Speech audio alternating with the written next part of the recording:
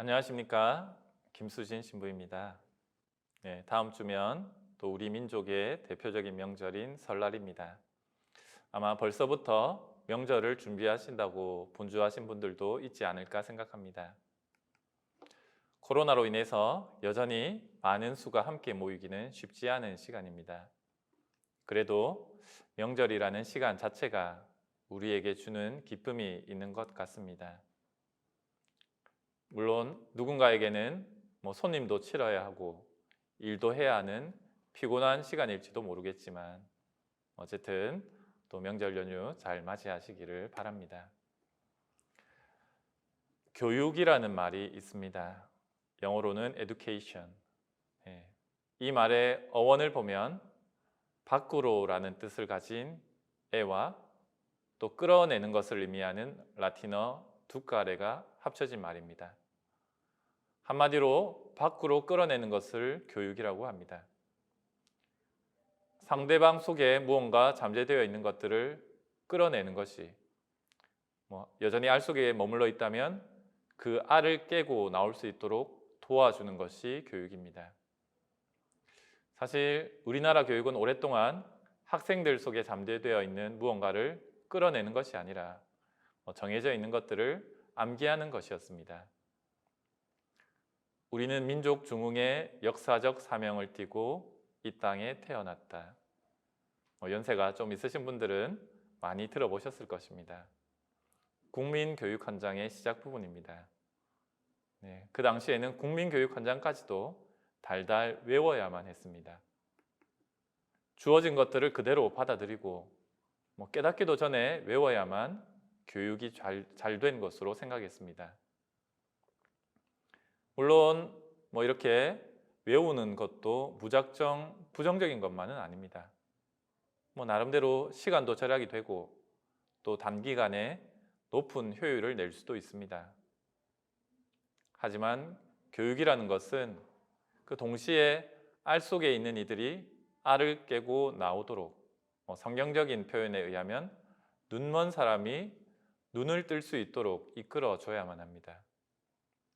그래서 서양에서는 모르는 것이나 이해가 덜 된 것이 있으면 질문도 하고 토론도 하고 서로 주고받으면서 무언가 자신 속에 있는 것들을 계속 끌어내려고 합니다.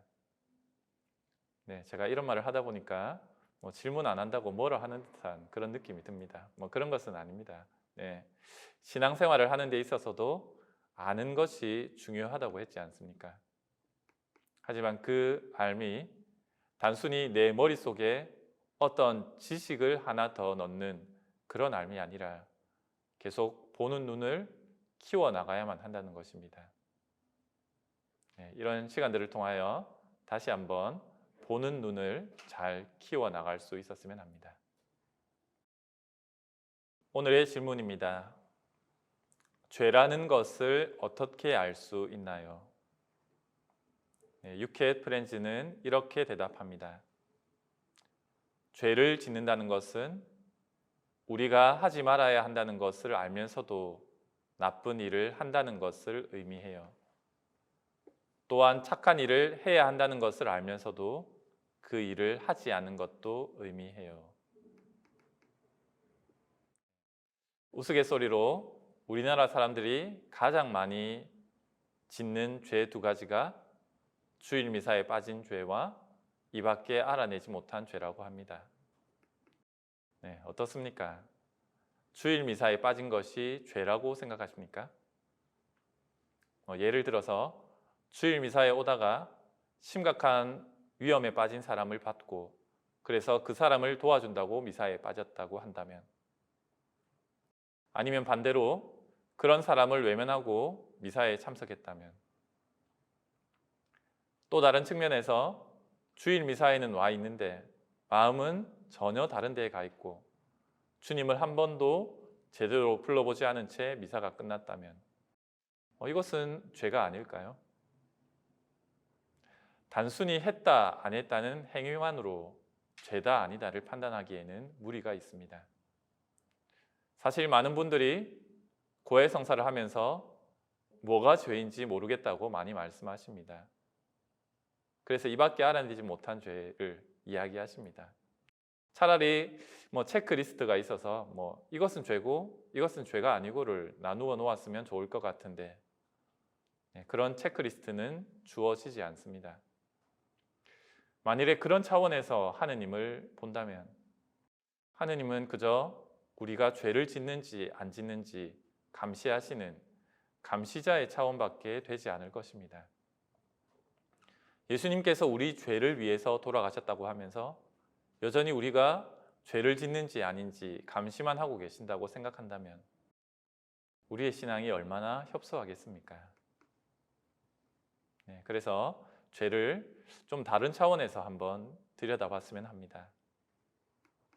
내 것인데도 불구하고 떼어내고 싶고 내 것 아니었으면 좋겠다고 생각되는 것들, 전혀 나와 화해가 되지 않는 것들, 그것이 상처가 될 수도 있고 사람이 될 수도 있고 어쨌든 나에게서부터 좀 밀어내고 싶은 것들, 누구에게나 그런 것들이 있습니다.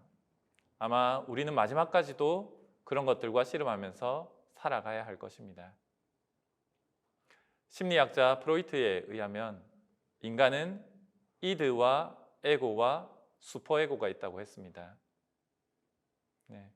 우리 인간은 나름대로 건강한 자아, 건강한 에고를 형성시켜 나가야 하는데 보통은 한쪽으로 기울게 됩니다. 이드 쪽으로 기우는 경우도 있고 슈퍼에고 쪽으로 기우는 경우도 있습니다.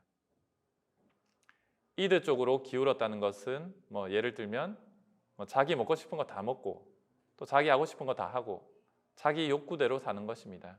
주변의 시선은 전혀 신경 쓰지도 않고 너무 그쪽으로 기울어지면, 이드 쪽으로 기울어지면 짐승과 같은 모습으로 살아갑니다. 반면에 슈퍼에고 쪽으로 기울어져 있는 사람은 너무 자신을 억누릅니다. 이것은 하면 안 돼, 저것도 하면 안 돼, 저런 것들을 하면 짐승과 같은 존재가 되는 거야. 남들 앞에서는 그렇게 억누르면서 나중에 뒤로 가면 그 억눌렀던 것들이 다 터져 나옵니다.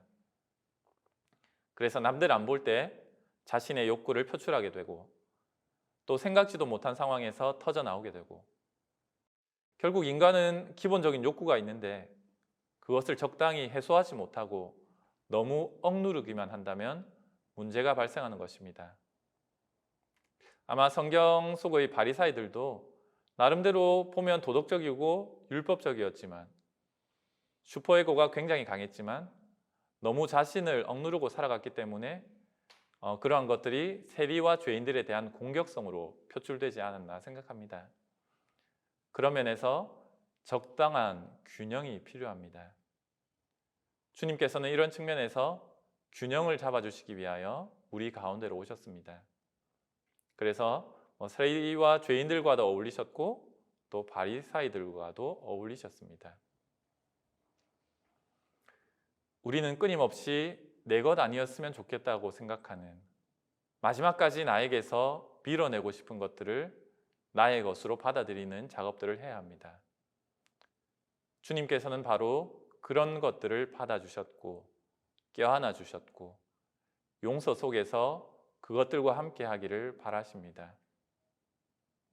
계속 죄에 대한 내용들이 이어지기 때문에 다음 시간에 계속하기로 하고 어쨌든 이번 한 주간 나에게 있어서 밀어내고 싶은 것들은 무엇인가 한번 잘 되돌아보는 시간 되었으면 합니다. 오늘 강의는 여기에서 마치겠습니다. 감사합니다.